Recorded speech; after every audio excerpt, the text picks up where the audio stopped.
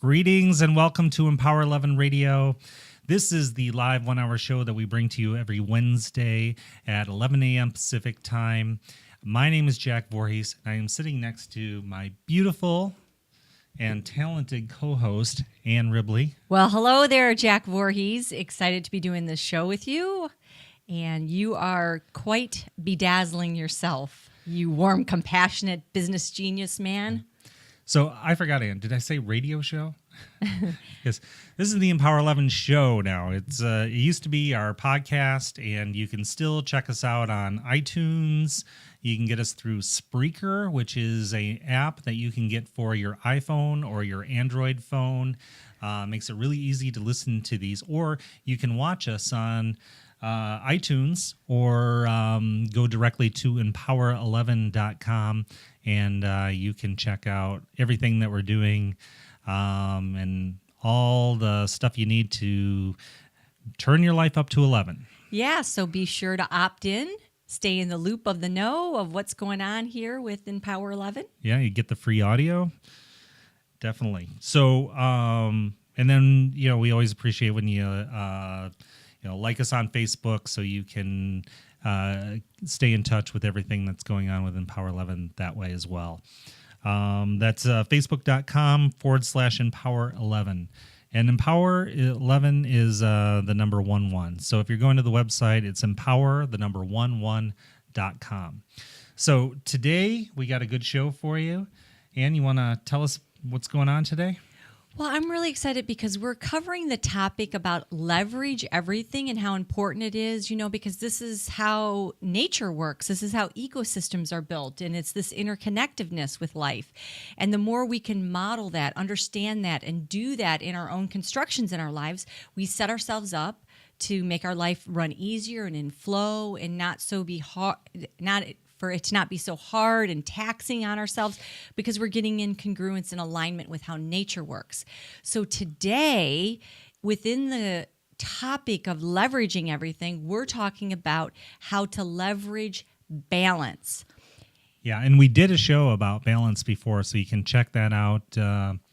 It is Beautiful Balance, I believe it was called. So you can check that out, and we'll probably have a link to that in the description. But today we're talking about how do you take balance, how do you become more in balance in your life, and how do you leverage that balance? Because that's where you turn it up to 11. Mm-hmm. There's the aspect of getting in balance, which is a place of correcting, going back to center. However, when you build that momentum of being in balance day after day and you start to leverage that power, now you really gain some real momentum to empower some positive changes that ease and flow in your life, and actually to create this springboard of where you don't have to spend so much time counteracting to life and correcting, that you actually... I look at it like... Exactly. I mean, there's the point about getting in balance, and then there's a point about staying in balance. And when you can stay in balance, that is the more empowered way to go. Instead of getting off, getting back on, getting off, getting back on, it's easier and it's a more empowered way to just get on it and stay on it. Well, so today we're going to talk about that power of leveraging balance. And, Jack, you had a great analogy when you talked about the wheel. And I want everybody, because when we were developing the show, we looked at it in our own life. Like, where are the areas that we need to bring up to create a wheel of balance in our own life? And you think about how momentum is created on a wheel. If there's an imbalance on a wheel, you have to fix that imbalance, but the momentum doesn't happen till it's fixed and you get the energy moving into that repetitive nature of getting it flowing in your life. And so... Yeah, it really ties up with what I often say is if you lower the bar in any area of your life, it lowers the bar in every area. I mean, it affects everything. If you're trying to raise the bar and yet you lower it in a certain area, it's going to affect everything in your life. And the same thing, like if you picture a wheel, if a wheel has, if it's not balanced, it's you're constantly going to be ka-chunk, ka-chunk. It's very difficult to move forward. It doesn't have that efficiency. Yeah, and you can't coast as well.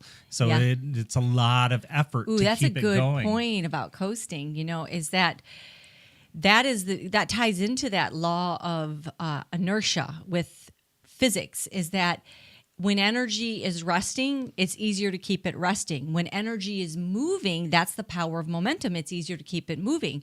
So this power of coasting and this automation and this ease and flow, it happens because the energy is moving now. It doesn't take so much energy to get the movement of it turning. I love how in Empower 11, we always talk about turning your life up to 11, which is about this idea of getting the momentum going so strong that you defy the convention of what exists. So a rocket gets liftoff by going 11 kilometers per second. Once it hits that 11 kilometers per second, And that can break the Earth's atmosphere. Yeah, it defies the convention that was holding it back. So when we look at our lives right now, and we look at what are those areas where we could actually leverage more balance, where we could get ourselves into this stronger momentum of liftoff, whether it be with our purpose, our connection to spirit. I mean, how balanced is that in our life? Our connection to others, how Right. balanced is that in our life? I always compare the Empower 11 symbol of the 1 and the 1 to a tuning fork. So if you have two sides of the tuning fork and one is out of balance, it's bent or it's not lining up, then it's still going to make a tone, but it requires a lot more effort in order to make that tone. And this is about getting into that really good place, this Empower 11 stance where you do the least amount of action and to get the highest results. And the tone just keeps going and flowing. Yeah. And, I think about how Cindy Crawford had hit it really well when somebody had asked her, how do you stay so thin and in shape? And, what do you do to do that? And she's like, well, one thing is I don't fall off the wagon, so I don't have to use all this energy getting back on the wagon. And I loved when she said that, because that is how I've lived my life with my eating habits and my exercises. I've always come from more of this balanced state. So I've never had all these huge fluctuations in weight. So therefore, it's just so much easier because my habits have set up to be leveraged, balanced in my life. Yeah, so I've been looking at areas in my life where I feel like aren't as in balance as they should be. It's one thing to say I know this in my life, it's totally out of balance. But then as you start to refine and tune your life to be highly leveraged, you start looking at areas beyond that. And it's like, okay, I want to stay in this really good place, in this really good flow. So what is the area of my life that needs a little tweaking?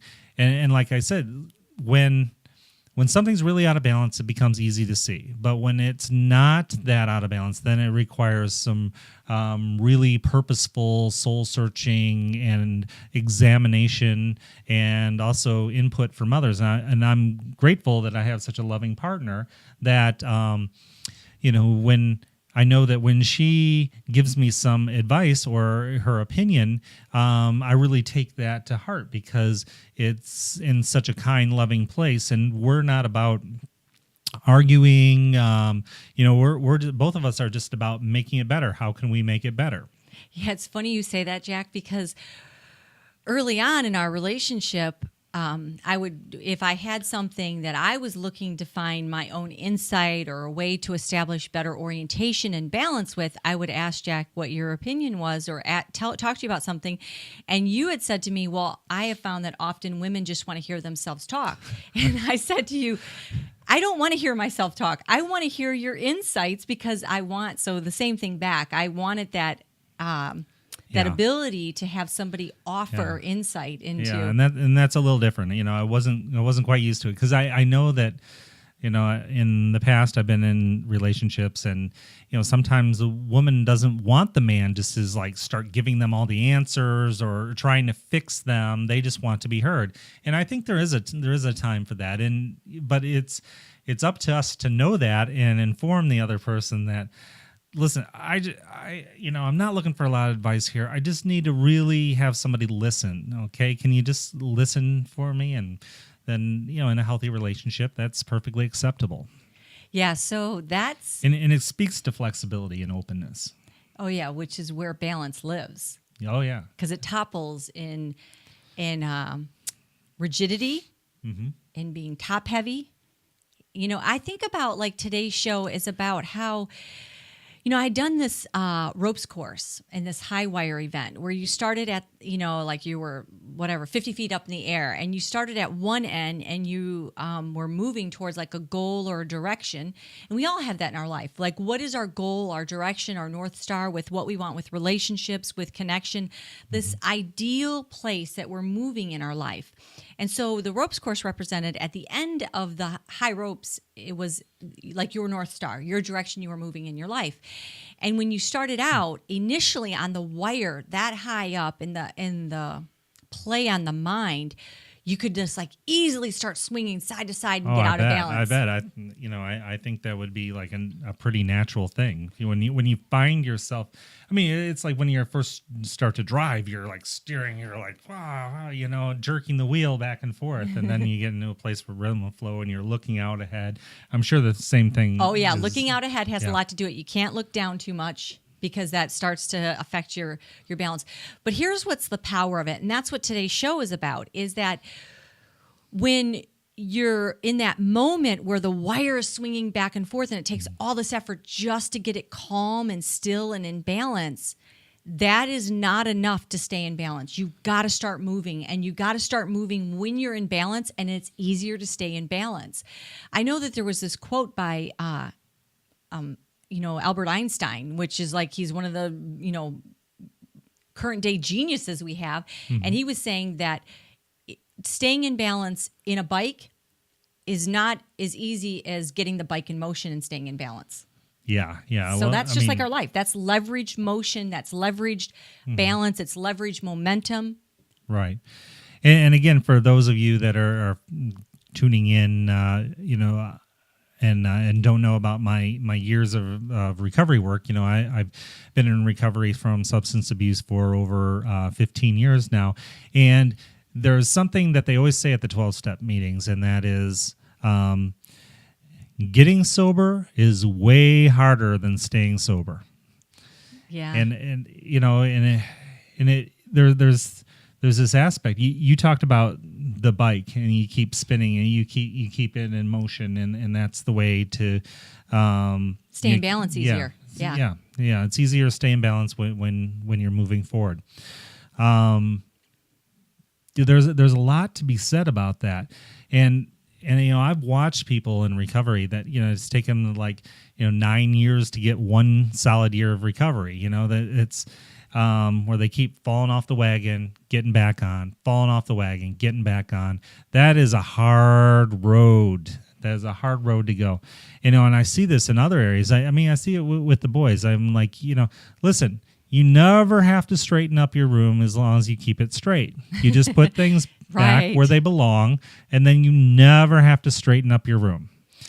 That's back to that organizational skills that we can bring into our lives. It's a huge part of being balanced, too. Yeah, and to leverage it. If we're having to use all this energy in order to get back on point, then we have a harder time getting the forward momentum we want. I know some people that don't put their keys in the same place every time, and they spend so much time looking for their keys. Well, I know when we first moved into the place that we're living right now, is from where we had moved before, there was a key rack. And then all of a sudden, so we moved in this house, there was no key rack. And it was like, where are the keys? We were both like in this thing of like, where was it last time? And then I'm like, we got to get that key rack up. Yeah. Because what that did is it reduced all the time that's spent with being inconsistent. It just sets up the stage for consistency. I say this all the time with my kids, is I always say that we got to set them up to succeed. Mm-hmm. And that's the way we got to look at our own lives, is we got to set ourselves up to succeed. And how do we do that? I mean, leveraging balance, it's about creating these powerful rituals whether it be working out, whether it be how we manage our money, whether it be how we connect with our family, our loved ones, our partner, our intimate person, with the divine, with God, whatever those rituals are, it begins to empower this leverage balance in our life. So we don't have to expend so much energy getting back into center again. You know, we really got to make this point. I mean, this is a really strong point about not getting so far out of balance that you got to work so hard to get back. If you were traveling down a stream and you weren't, operating the rudder correctly, and, you kept going from one side to the other side, to the other side, to the other side, it's going to take you so much longer to get down the stream than it would be just to stay centered and keep it navigation, keep your navigation so you're staying in the middle of the stream and you're moving forward. And this is a really important point, because you can talk about it and you can say, oh yeah, that just makes total sense. Yeah, that's a no-brainer. But then actually doing it.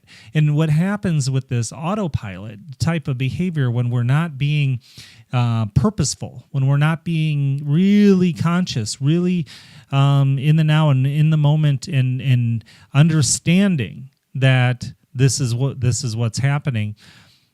Almost anybody can give great advice, because for us, lots of people can give us great advice because they're not in it.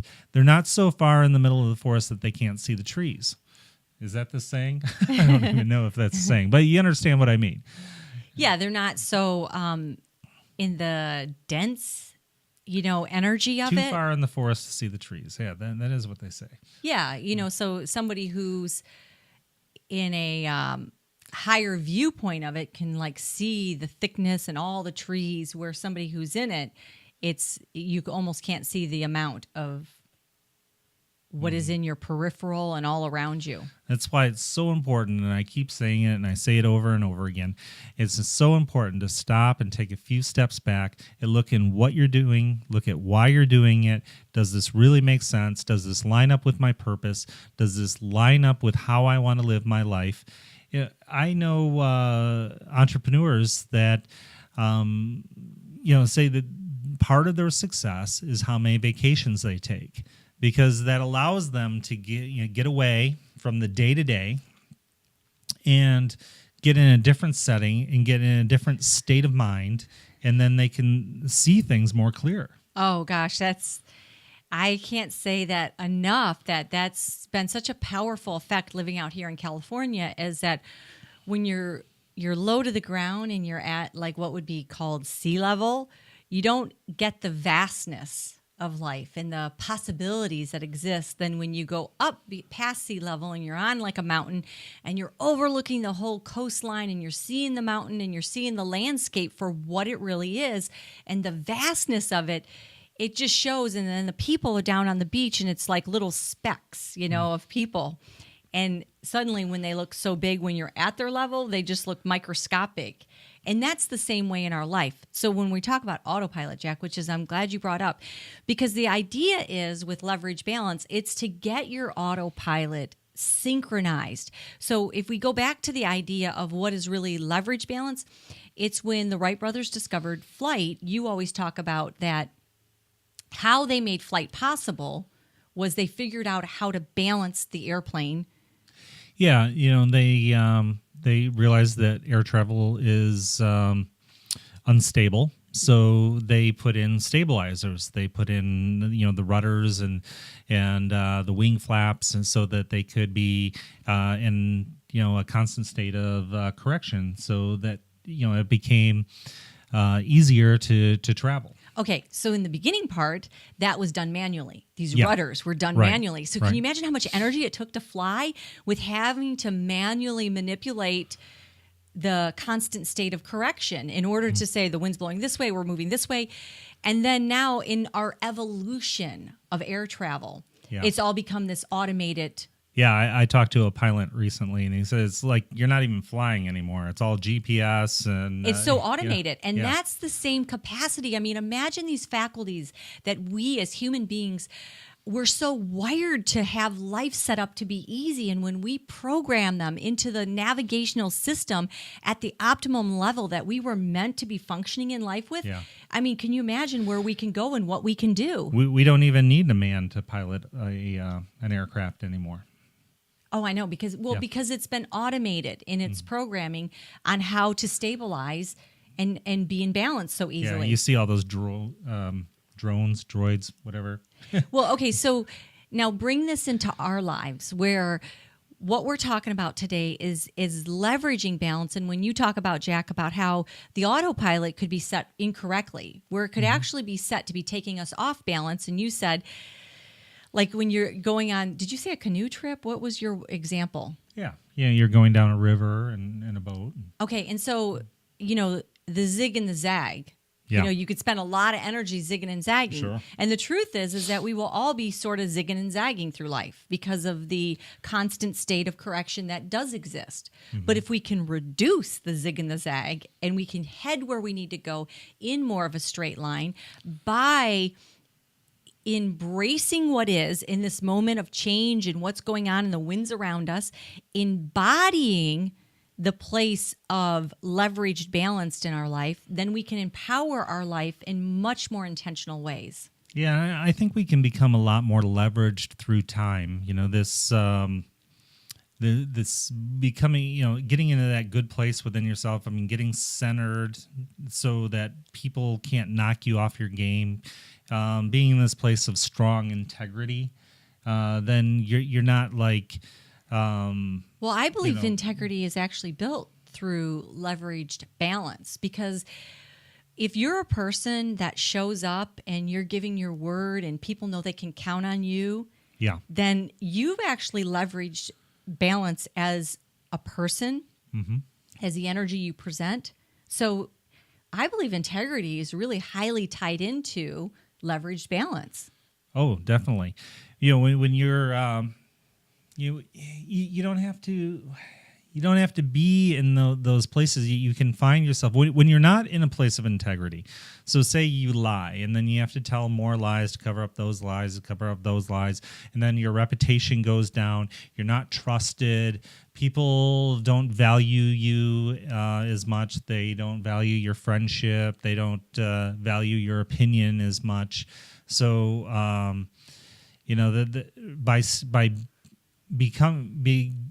getting to that true place with yourself, and getting to that. So when you're in the true place with yourself, and then on the inside, and then your outside matches up with that, people see you for who you really are. And I got to tell you, man, who you really are is way more interesting than any facade that you could put on. Yeah, they talk about this in Hollywood all the time about when somebody could be the greatest writer, but if they're a hothead or they're difficult to work with and they haven't leveraged that place of balance with how they show up and interact with their world, it doesn't matter how great their gifts are that they have. It's you can be a great actor, great director, great writer, but nobody wants to work with you because you're an ass. Well, because especially in that sort of world, everything is a collaborative medium. So now let's translate this to our life. When we are leveraged with balance, this translates to how we love, how we partner, how we parent, how we lead people, how we interact with people, how we connect with people, how we give of our purpose. Yeah, and I believe that we need, now maybe more than ever, we need people to be in that place of real strong integrity, that place of truth. Way too many phonies out there. We don't need any more. We need people that really can give that unique part of themselves, that can share that with the world. And I always say that it's those people that can get into that good place within themselves, because people have their unique DNA, their unique fingerprints, and their unique gifts to give to the world. And it's those people that can get into that good place within themselves, polish up those gifts, those jewels that they have, and show the world this beauty, share with the world the best of who they are. Those are the people that are going to reap the most rewards. They're going to be the people that are going to have the most profound influence in the world, and we need those people. Well, what you're describing, Jack, is what really leverage balance is, because if you have to manufacture it, if it's not authentic and real to who you are, it's very hard to sustain. So now it's a lie, and it's lies. I mean, I always talk about I'm too lazy to lie because it's just too much effort. Okay, I don't see the reward. It's not a big enough reward. So as each of us can relax more into the essence and the truth and that good place within ourselves, that natural well of who we are, that natural spring that wants to just come forth in these easy, authentic ways, the more we leverage balance in our life, and the more we manufacture a place that's not authentic in that good place you were talking about, Jack, it's harder to leverage balance because it takes so much energy just to stay there. Yes, absolutely. And so now, okay, so how does this all translate in our lives? So the question that Jack and we both asked in our lives is the areas that we need to work on. Where do we need to leverage more balance? And I asked that to you, the listener. I mean, look at your life and what are the needs right now, the most pressing needs that are asking for more, not only more balance, but more leverage. I think we both agreed that we need more sex. That's that was our big conclusion. Yes, I'm just kidding. Okay. But not really. No, actually, we have a really leveraged, balanced, intimate life, Jack. Seriously, we do. And I think that translates to... Very healthy. I mean, it's very healthy. Yeah, so, that same way that life works when you're showing up and you're putting in that daily work. I don't want to say. I didn't want to say a word that would incriminate daily me. work. Okay. I was going to say a different word. I thought that could really go off. I was going to say daily deposits. You're making I meant more positive contributions. Yes, and so very positive. So then I switched to work. Hey, I think my face turned red. I'm looking at the monitor here. My face is a little red. That's why I was. Now you're getting me all hot. See, that's why I was afraid to say a That's word. what she said. I was afraid to say a word that would incriminate me. Okay. So where were we? You started off by bringing up more sex. So, leverage balance. Look at the areas of our lives with career. Mm-hmm. You're red still. It's hot in here. There's the studio lights. We've added a few studio lights, so it's it's very hot in here. We're in California, for God's sake. Okay, so the areas of our life, just looking at and asking ourselves the questions: where could we leverage more balance? Where can we build a momentum? Which is really what the Empower equation is about. It's energy plus momentum equals power. It's the E plus the M equals the power. Where can we empower more leverage balanced in our life when we look at the areas that matter? So this is about asking yourself, an honest inventory. Is it with your connection with your loved one, your partner, your family, your children? Is it with the connection of the spirit, of the divine? Is it your connection with your purpose? Is it connecting to that better place in your life where you're in better balance with leveraged money, value, exchange, transaction? Mm-hmm. Is it with health? I know that's an area that, we're talking about areas, and there's just about every area you can find something that you can turn up, to help you be more balanced, and I have this thing with money exchange, when I have friends come to me for advice and stuff, I forget that, there needs to be fair value exchange. Yeah, and so it's getting to this place in our lives where we're leveraging really intentionalized balance, where we're building the momentum of really what we want in our breathing in and out with life. I mean, Jack, you always talk about there's life's breath. Yeah. And you can't just inhale and you can't just exhale. And life is not just inhaling and exhaling towards us. There's life's breath. So what area, Ann, are you looking to, I mean, when you look at your life, what area would you like to add more balance into? Well, for me, it's my career ambitions right now is really what I'm focusing in on. And I have been very successful. It's not the more sex. Actually, I am in love with you in my life, and I feel that every day because it's got so much leverage balance to it, I can relax more. When I was telling you something last night about how it's not that I'm excited about how we're great or we're good or it feels great. I'm like, it's happening. I mean, I am like feeling this amazing ride of us, then it's happening. And then you said, oh, you're just relaxing into me, because that was something I used to say in the beginning. Starting to relax into you. Starting to really open up. Mm-hmm. Yeah, that was what I would say in the beginning as Jack was all like, I'm all in on love. Yeah, I mean, that's something that I believe, there's some things that people look to have balance in, and they think that being more balanced is holding back. Ooh, and there's good some point. areas that are just not meant to be held back in. You know, you're not. Love is the strongest vibration. Yeah, I firmly believe that, and that's one thing that you should go all in on. You know, when you are living. And it's not just about love with another partner. It's about this love for life. And when we try to hold back, like it just, it's why. And I don't